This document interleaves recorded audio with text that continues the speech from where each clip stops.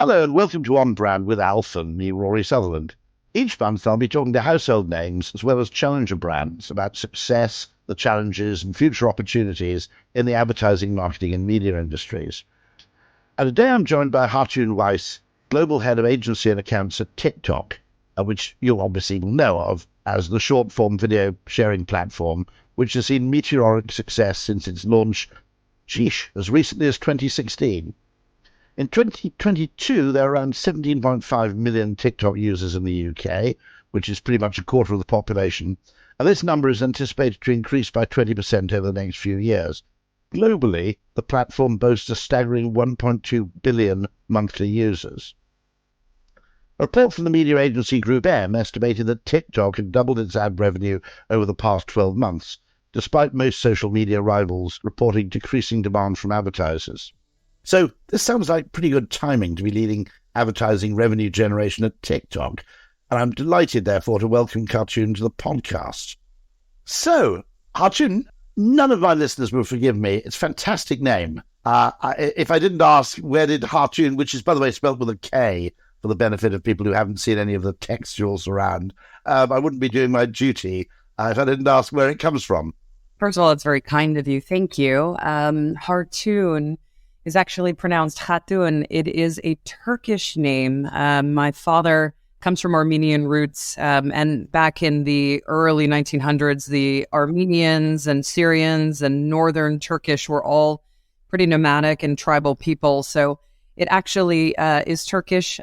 It passes across a number of countries and languages, but it means lady of the house. It's almost more the matriarch of the family. It's an old world name, and I'm also the only girl in my family, so it could be fitting and appropriate, or turns me into the cleanup crew on a day-to-day with my brothers and my husband.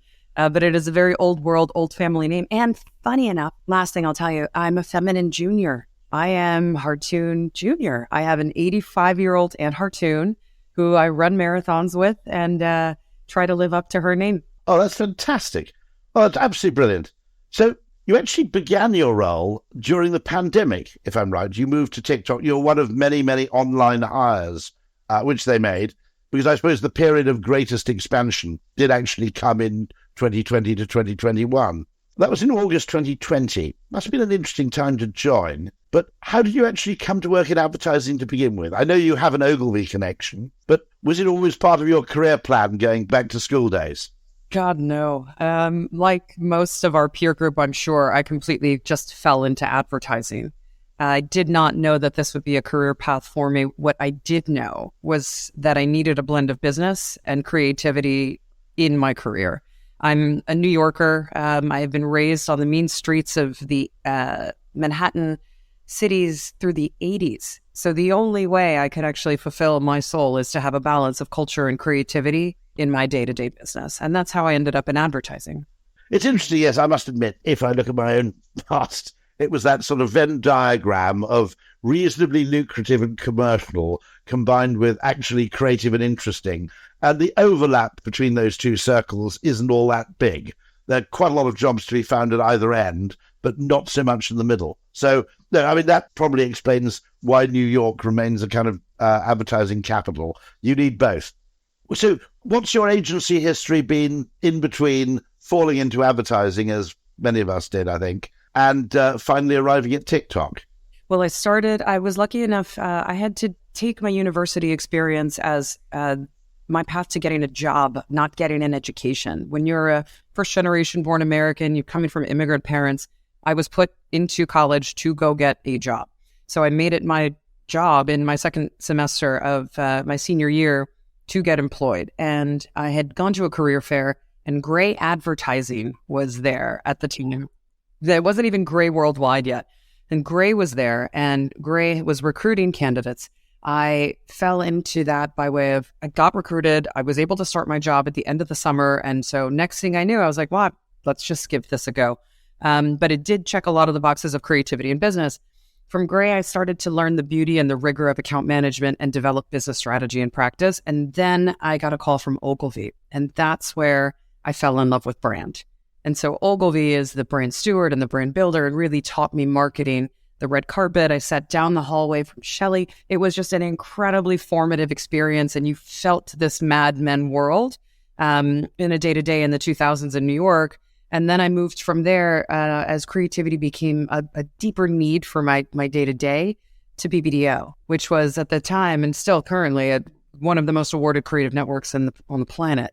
So BBDO from Ogilvy through Gray really allowed me to have this nice education, if you would, in the business of business strategy, account management, brand stewardship, marketing, and then creativity at its finest.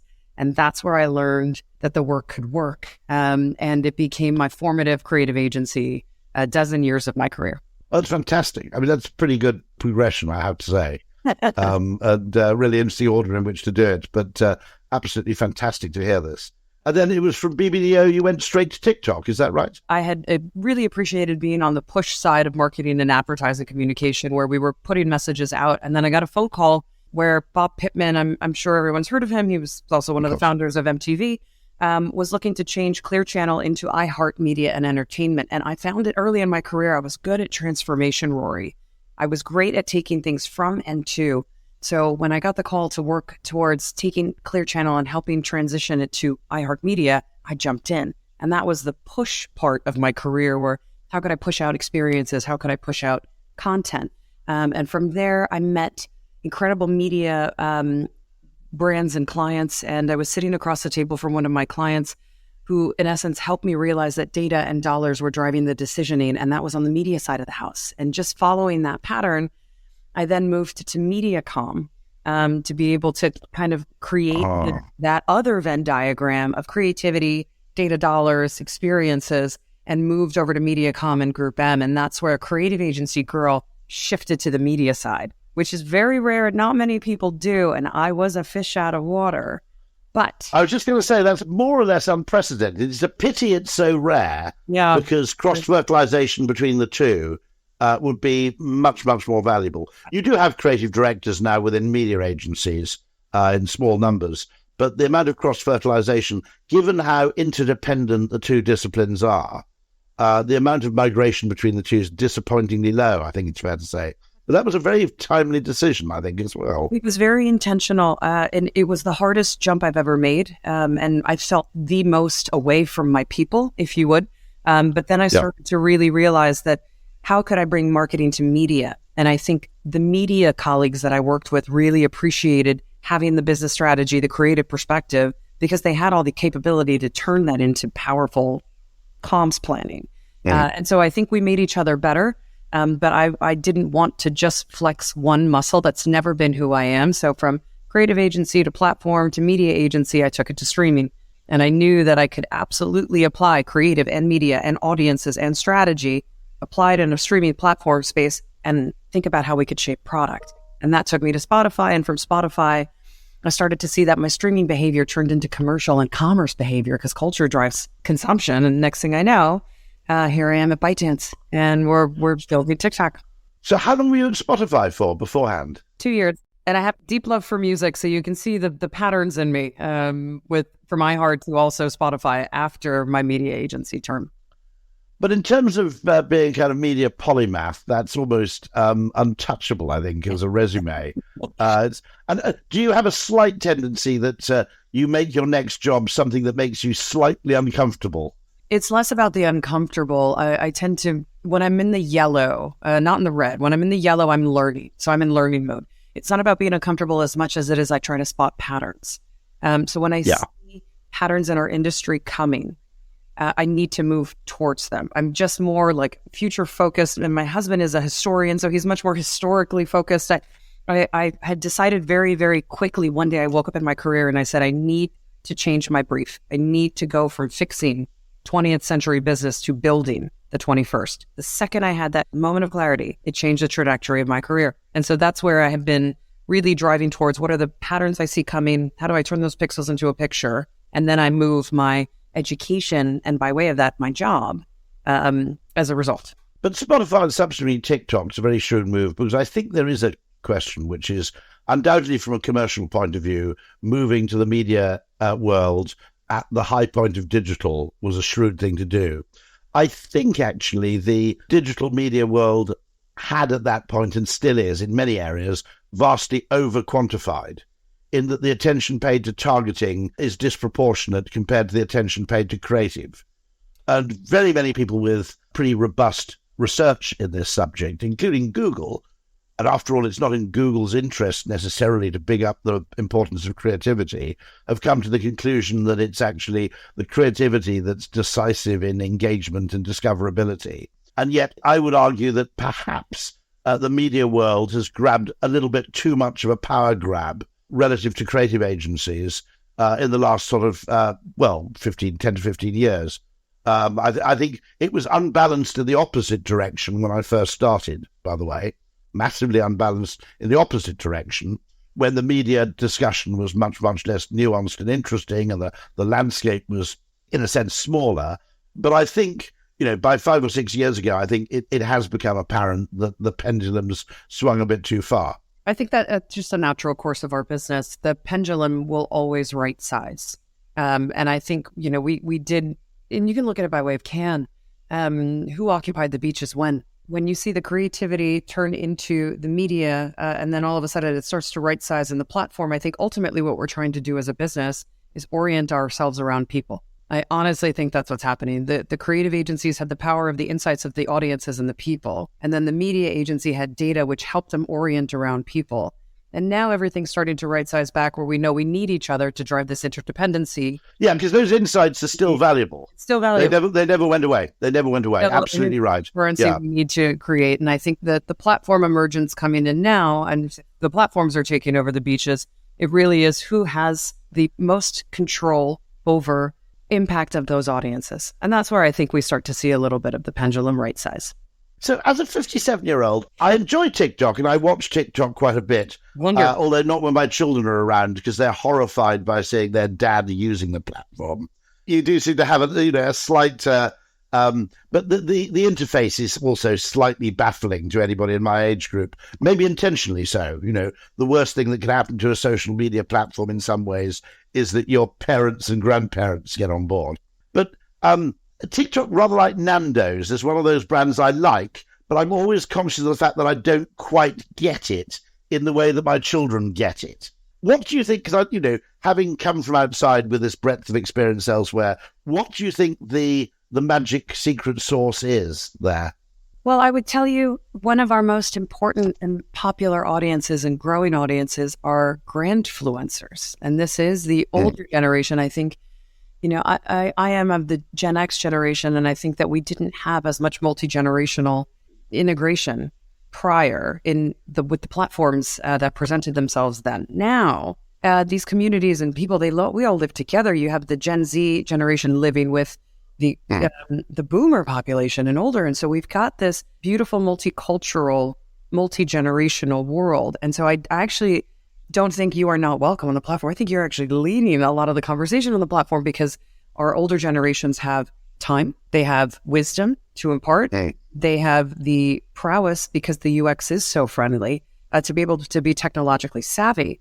So I actually think we're probably the most inclusive platform where if I do see an older population, like Mick Jagger just joined TikTok and the crowds went wild. And yes, absolutely. Yeah. I think it really is, it is probably one of the first paradigms of the people that TikTok is allowing all generations to have a wonderful, safe, and important place on the platform. So I actually think that that's a first time. And actually, if you look at the content, the mother-daughter, father-son, father-daughter, grandparent-grandchild trope actually accounts for a huge amount of particularly the humorous content. Absolutely. The interplay, what you might call family banter or badinage. That's right. And particularly intergenerational badinage, is a really, really rich and large part of what's there, which I think is intriguing because nothing else has maybe zoned in on that to the same extent. Right, and I think those are the populations that have been shaping the product that we are building around our communities. They're shaping the conversation because they're spending time together in a very real and authentic way, and it's bringing that middle set of generations of millennial and Gen X into the platform as a result. That's absolutely fascinating. What else do you think in terms of its power of discovery? I mean, the algorithm is patently rather brilliant. I mean, scarily brilliant in a way, in that it fairly reliably serves up exactly what I want, which in many cases actually resolves to slightly bad taste humor. Um, it's it spotted that in me very, very rapidly. Take a look at your For You feed. We're gonna have to switch phones, and I will try to learn what that looks like on it. Exactly that. Yeah. I mean, when it started, I suppose there was a gap in the market for short form video. YouTube, I think, has long form video kind of sewn up. You probably don't really see YouTube as a competitor in the conventional sense, although it is in one sense, but it tends to have a very different application. The one being perhaps intention driven, the other one being distraction driven or entertainment driven to a great extent. What is it, do you think, that caused TikTok and ByteDance, of all the players who must have been competing in that space, would you basically say it was the algorithm when it came down to it, or was it actually the creation tools? I think it's a combination of a number of things. First and foremost, I think we had a very tuned-in audience as we were born in the pandemic. Next, I think we were very pleased to understand that content ruled the graph, not social media ruling the graph. And I think once we were able to truly see how flat the world was and how the algorithm it doesn't actually serve you content that you want exactly. It actually serves you content you didn't know you would want. And that's because yes, exactly. Diversity of people and interests and subculture. And so the social graph, which is a social media behavior, is your network, your family, your friends, your cohort, your peers. We all know this. We're very comfortable with this. But the special thing about the TikTok algorithm is the content graph, where the best content in the world will travel, or content you never expected will travel. And when you follow the content graph, the diversity of culture and conversation is what is served to you. And all of a sudden, the multidimensional, multinational, multi-generational person that you are, Rory, is all of a sudden presented to you in a way that you're like, yeah, actually, now you get me. And you feel like the platform and algorithm gets you. But really what it does is it's just not serving you things that you have inherently taught it to, but it is serving you the world and interests that you have that you may have not put in a demographic box. Generally, by the way, it seems to serve up content. And again, it's very dangerous generalizing because we all see a different TikTok. But the content seems to be the kind of content which generally likes its fellow human beings. In other words, it seems to me, at least, relatively light on some of the nastiness or the what you might call the kind of confected arguments that often bedevil Twitter or Facebook or other social media. It's actually relatively upbeat, I would say, and relatively light on nastiness. Now, there are going to be exceptions to that, obviously. It's impossible to police the whole thing. But it's got that slightly Shakespearean thing, which is loving humanity in all its diverse forms, rather than being kind of prescriptive. We are very lucky, and I will steal a quote from the New York Magazine, which called us the last sunny corner of the internet. And I think we are a place for creativity and joy. We are there to literally enrich lives. I have truly changed the course of my life with the information and edutainment that has hit my For You feed. The decisions I make now, the way I share information, the things that I learn about are very, very different because of TikTok. And so I think our people, our community is what's special about that. I don't think that technology is special. I think our people that want to have positivity, that want to have real interactions with multiple generations, that prefer real versus retouched. I think our community has brought that forward.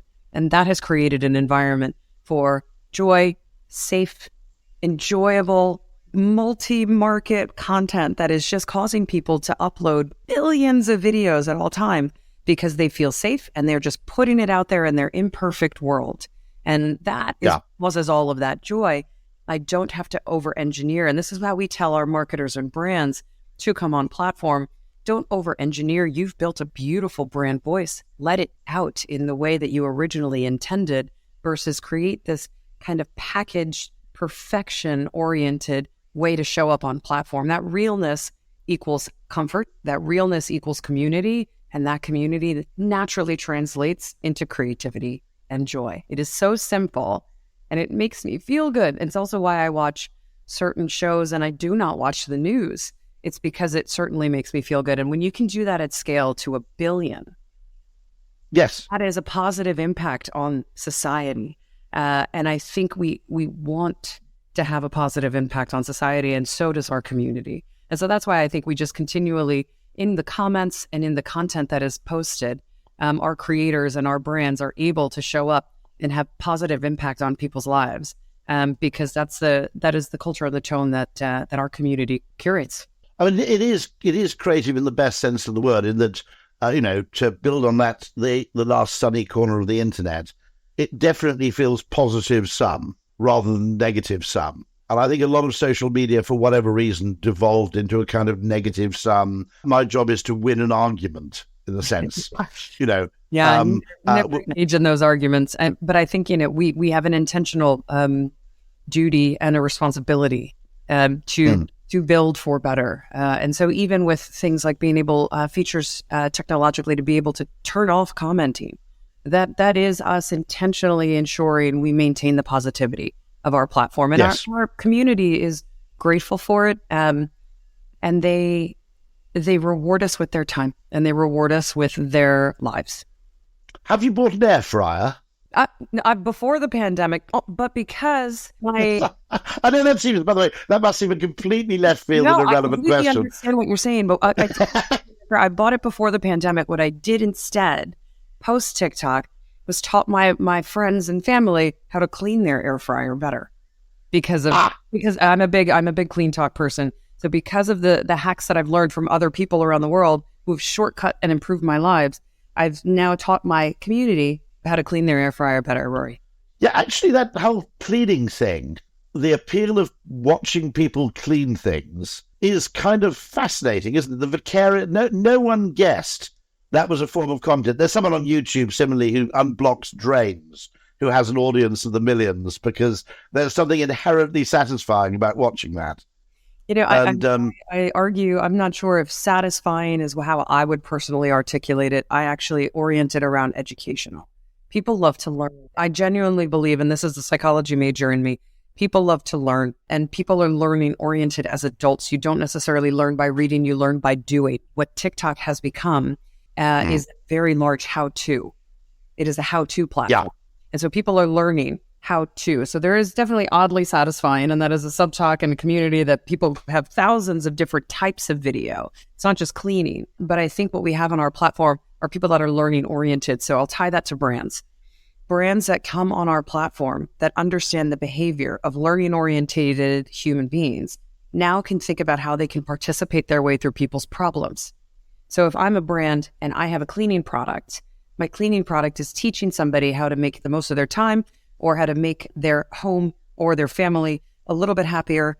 All of a sudden now they're participating their way through a problem they have in a very functional way, because people are learning oriented.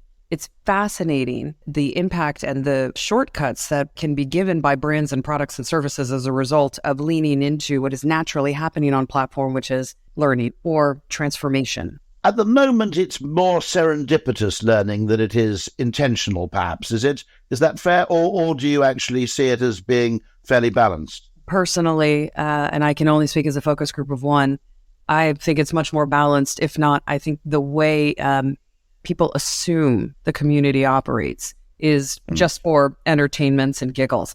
But truly, if you see how people are using the platform and how they tell us they're using the platform, it is in service of their lives. Yes.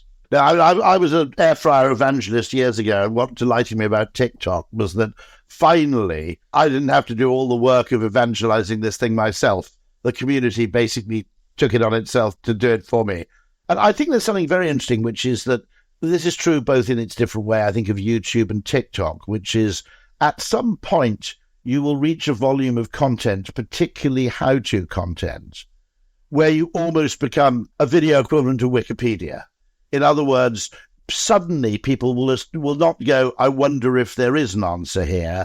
They'll know there's an answer here. And you see that already with YouTube, perhaps with, tech problems, particularly more involved tech problems. People no longer leap to text, they leap to an explanatory film.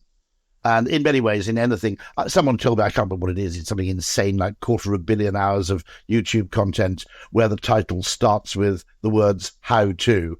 And I think you can see that, of course, as it grows through aggregation, you will actually find that point where people go there with the expectation of something, not even just the hope of something, which I think is a further stage of evolution, perhaps.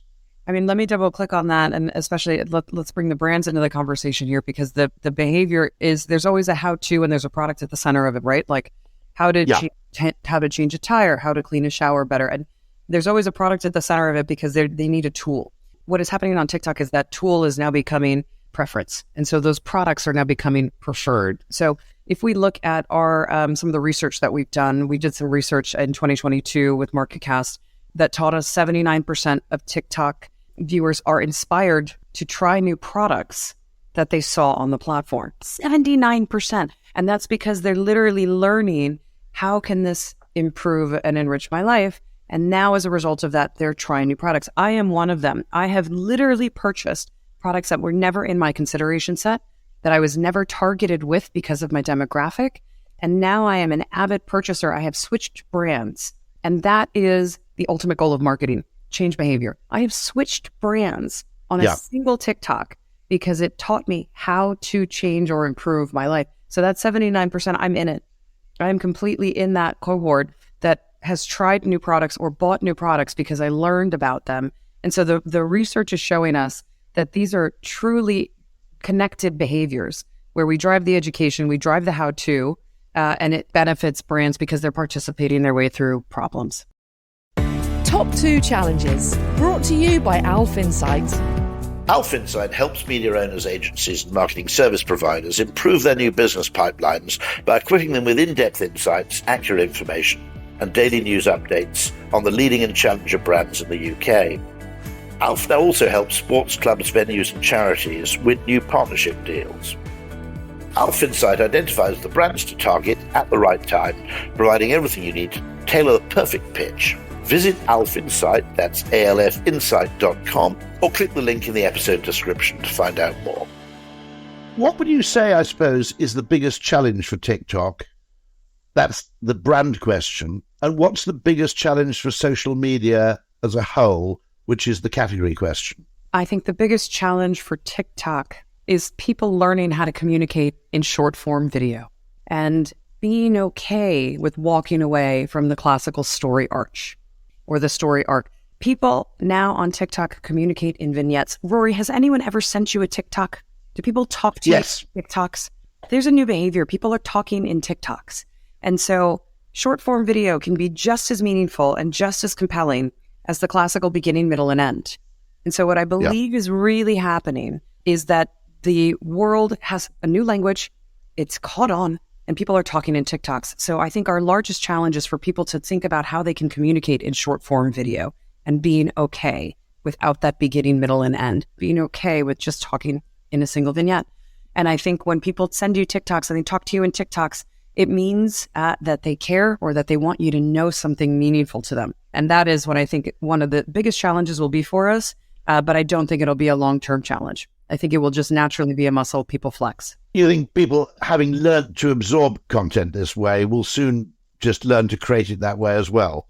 I do. And I can see that. I mean, one of the great things about digital media is that all the confident assumptions we had about what consumers would watch and indeed create are all eventually proved wrong. I mean, the box set binge. I mean, if you'd gone into a television company, 30 years ago and suggested that people might watch 5 hours of television at a sitting, even the sort of Wagner fiends would have basically shown you out of the room at that point. And similarly, very short video has something to it, which is, I think, particularly wonderful in that, it's low commitment, but high reward. It's almost like Google, right? The beauty and the simplicity. When you go to a Google homepage, it's just a single search bar.